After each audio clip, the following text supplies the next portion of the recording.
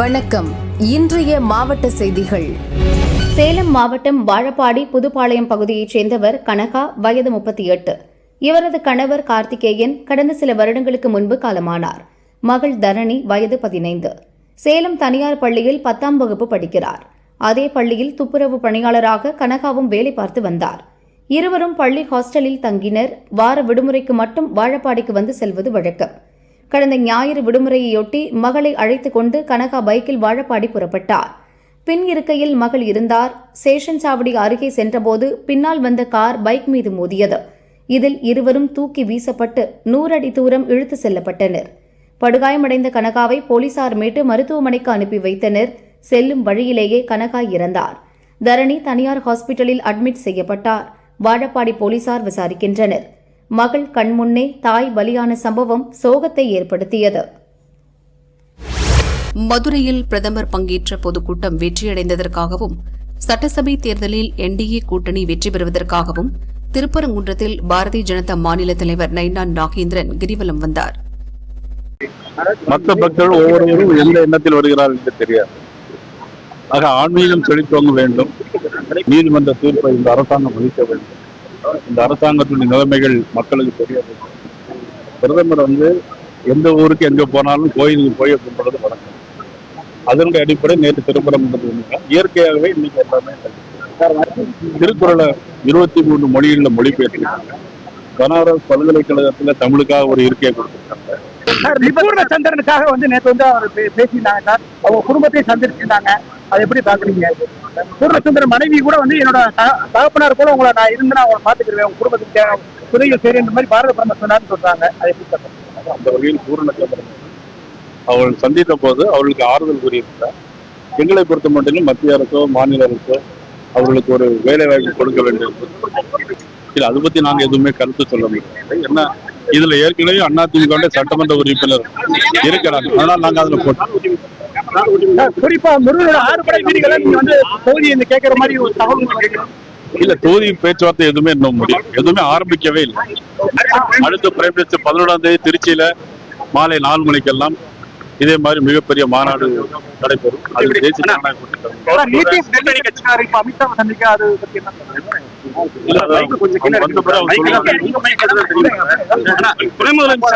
பாஜக தரப்புல கேட்டிருக்காங்க அப்படின்ற மாதிரி ஏற்கனவே தெளிவா சொல்லியிருக்கேன். பாரதிய ஜனதா கட்சியின் சார்பாக நாங்கள் எதுவுமே கோரிக்கை வைக்கவில்லை. அப்படி எதுவுமே கிடையாது. எங்களுக்கு இந்த நாட்டில் திராவிட முன்னேற்ற கழகம் ஆட்சி அகற்றப்பட வேண்டும். முதல்வர் எடப்பாடி பழனிசாமி தான் சொல்லவே இல்லையா? வளைகுடா நாடுகளுக்கு தமிழ்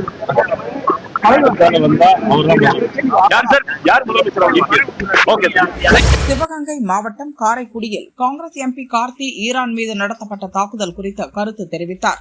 அதில் ஈரானில் நடைபெறக்கூடிய ஆட்சி ராணுவ ஆட்சி, பெண்களுக்கு எதிராகவும் அங்குள்ள சிறுபான்மையினர் கருத்துக்களுக்கு எதிரான ஒரு கொடூரமான ஆட்சி நடக்கிறது என்றார்.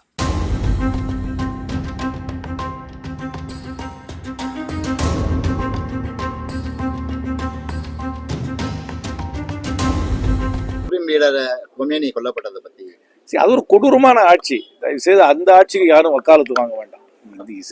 ஈரான்ல நடக்கின்ற ஆட்சி ஒரு அயத்தொல்லாக்களோட ஆட்சி ஒரு கொடூரமான ஆட்சி. அவர்கள் மக்களுக்கு எந்த உரிமைகளையும் கொடுக்காமல் பல உரிமைகளை பறித்து, குறிப்பாக பெண்களை ஒடுக்கி, சிறுபான்மையர்களை ஒடுக்கி, எல்லாரையுமே ஒரு ஒரு ஒரு இராணுவ ஆட்சியின் மூலமாக எந்தவித உரிமைகளும் இல்லாமல் நடக்கும் ஆட்சி. அந்த ஆட்சிக்கு நான் வக்காலத்து வாங்குறதுக்கு தயாராக இல்லை. ஆனாலும் இன்னொரு நாடு மீது போர் தொடுத்து அந்த நாட்டின் தலைமையை மாற்றுவதில் எனக்கு உடன்பாடு கிடையாது. ஆனால் எந்த தருணத்திலும் நான் அயத்தொல்லா ஆட்சிக்கு நான் வக்காலத்து வாங்க தயாராக கிடையாது. அது ஒரு கொடூரமான ஆட்சி தான். ஈரானிய மக்கள் மீது என்னுடைய ஆதரவு உண்டு. ஈரானிய மக்களுக்கு என்னுடைய ஆதரவு உண்டு. அவர்கள் சுதந்திரம் பெற வேண்டும். அவர்கள் சுதந்திரமாக இருக்க வேண்டும். அவர்கள் பழம்பெரும் மக்கள். இந்த பெர்ஷிய கலாச்சாரம் என்பது ஒரு தொன்மையான கலாச்சாரம். அந்த கலாச்சாரத்துக்கு ஏற்றால் போல் அவர்கள் சுதந்திரமாக இருக்க வேண்டும். அவர்கள் உலகத்தில் இருக்கும் அத்தனை நாடுகளோடு நட்போடு இருக்க வேண்டும். மற்ற நாடுகளும் அவர்களோடு நட்போடு இருக்க வேண்டும் தான் என்னுடைய விருப்பமே தவிர இந்த அயத்தொல்லா ஆட்சிக்கு நான் வக்காலத்து வாங்குறது தயாராக இல்லை. மதுரை மேற்கு தொகுதிக்குட்பட்ட கோவில் பாப்பாக்குடி ஊராட்சியில் 16 லட்சம் ரூபாய் மதிப்பில் கழிவுநீர் வடிகால் கால்வாய் கட்டுவதற்கான பூமி பூஜை நடைபெற்றது.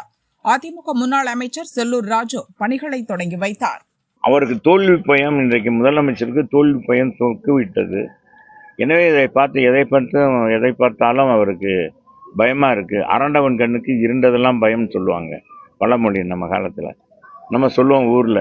அது மாதிரி இன்னைக்கு பார்த்தீங்கன்னா எதுலே பார்த்தாலும் இன்னைக்கு முதலமைச்சர், இன்னைக்கு எங்க பொதுச் செயலாளர், வருங்கால தமிழகத்துடைய முதலமைச்சர் அண்ணன் எடப்பாடியார் அறிவித்த 15 திட்டங்கள், 15 வாக்குறுதிகளும் இன்றைக்கு முதலமைச்சரை நான் ஏற்கனவே பலமுறை சொல்லியிருக்கேன், தூங்க விடாமல் செய்து விட்டது. என்ன இப்படியெல்லாம் அறிவிப்பு கொடுக்குறாரு, நாளைக்கு வந்து செய்ய போறாரு, அதுக்கு முன்னால் நம்ம அறிவித்து விடுவோம்னு சொல்லித்தான் இந்த கோடைகால விடுமுறை பரிசு, அதே மாதிரி அட்வான்ஸாக போடுவது. இப்போ நீங்கள் சொன்ன மாதிரி அது எனக்கு என்னன்னு தெரியல, நீங்கள் சொல்லித்தான் தெரியும் 2000 ரூபான்றது. இதெல்லாம் தேர்தல் வரைக்கும் கொடுத்துட்டு அப்புறம் நிப்பாட்டிடுவாங்க. இவங்க எப்பவுமே அப்படி தான், பட்டா கொடுக்குறேன்ட்டு வெறும் பேப்பரை கொடுத்து கையெழுத்து போடாமல் ரெக்கார்ட் பண்ணாமல் கொடுத்தவங்க தான் இவங்க. அதே மாதிரி முதியோர் பென்ஷனுக்கு அனைவருக்கும் தரேன்னு சொல்லிட்டு ஃபார்ம் எல்லாருக்கும் கொடுத்துட்டாங்க, ஆர்டர் கொடுத்துட்டாங்க. ஆனால் ரெக்கார்டு பூர்வமாக இல்லை. நாங்கள் ஆட்சிக்கு வந்த பிறகு அதெல்லாம் கண்டுபிடிச்சு யார் யார் உரியவர்களோ அவங்களுக்கெல்லாம் கொடுத்தோம் என்பதும் கடந்த ஆட்சியில் வரலாறு. திமுக எப்பவுமே தேர்தல் நேரத்தில் இந்த மாதிரி தில்லுமுள்ளு செய்வது வழக்கமான ஒன்று. அதுலேயும் இது ஒரு முதியோர்களுக்கு கொடுக்குறேன்னு சொல்லி இன்னைக்கு அறிவிச்சிருக்கிறது உண்மையிலேயே அதுவும் ஒரு தில்லுமுள்ளாக இருக்கும் என்பதும் தெரிவிச்சுக்கிறேன். ஆனால் எது எப்படி இருந்தாலும் சரிங்க, நான் உண்மையை சொல்கிறேன், நீங்கள் புரிஞ்சுக்குங்க. இன்னைக்கு தமிழக முதல்வர் இன்னைக்கு அதான் என்ன புண்ணுக்கு மருந்து கட்டுற மாதிரி, மேலாக மருந்து கட்டினா கூட அதை மறைக்கிறதுக்காக கட்டுறாரு. அதான் இந்த கூட்டணி கட்சியெல்லாம் கூப்பிட்டு அழைச்சு கூட்டணி சேர்க்கிறது. எது எப்படி இருந்தாலும் மக்கள் இன்னைக்கு இந்த ஆட்சியை மாற்றணும்னு முடிவு எடுத்துட்டாங்க. எனவே மக்கள் தான் எஜமானர்கள். மக்கள் நினைத்தால்தான் ஒரு ஆட்சி அமைய முடியும். எத்தனை தான் கூட்டணி வைத்தாலும் அந்த கூட்டணி தோழர்களுக்கும் அங்கே இருக்கிற கூட்டணி கட்சி மட்டும் ஓட்டு போட முடியாது. தோழர்கள் அந்த கட்சியில் இருக்க உறுப்பினர்களும் ஓட்டு போடணும். இன்னைக்கு இருக்க திமுக நிர்வாகிகள் குறிப்பிட்டவங்க தான் சம்பாதிக்கிறாங்க.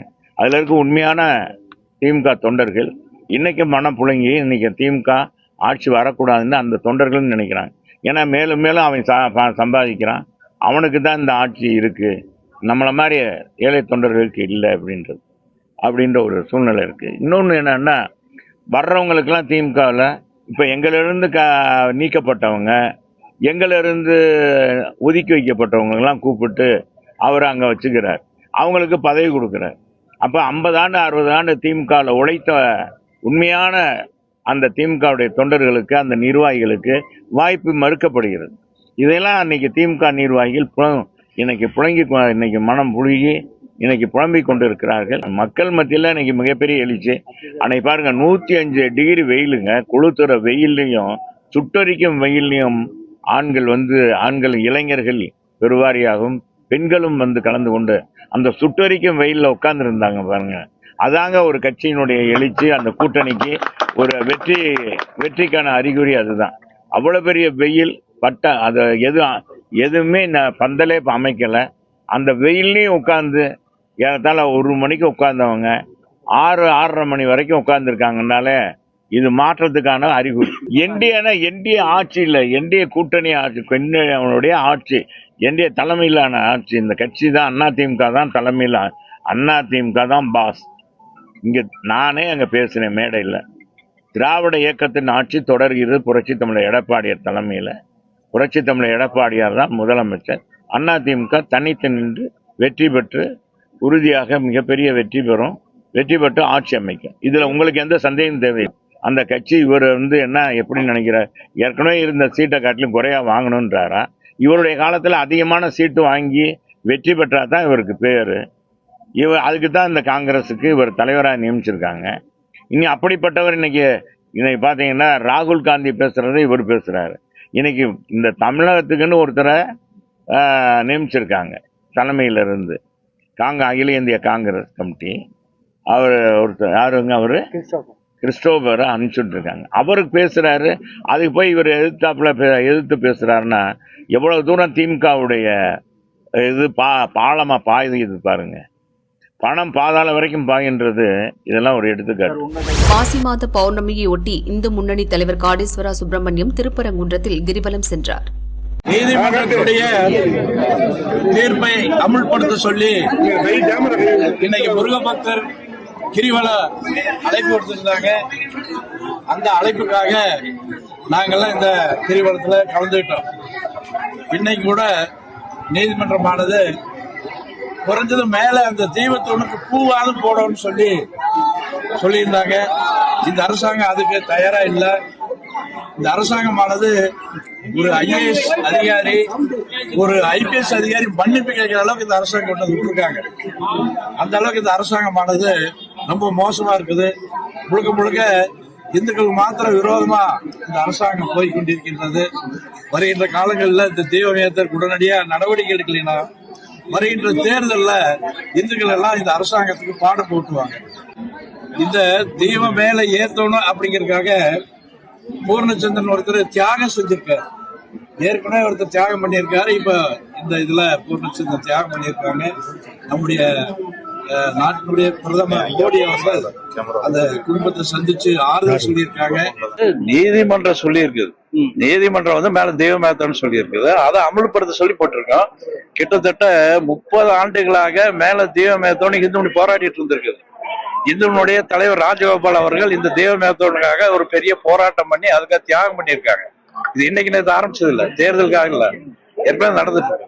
2026 கண்டிப்பா தெய்வமேத்தப்படும்.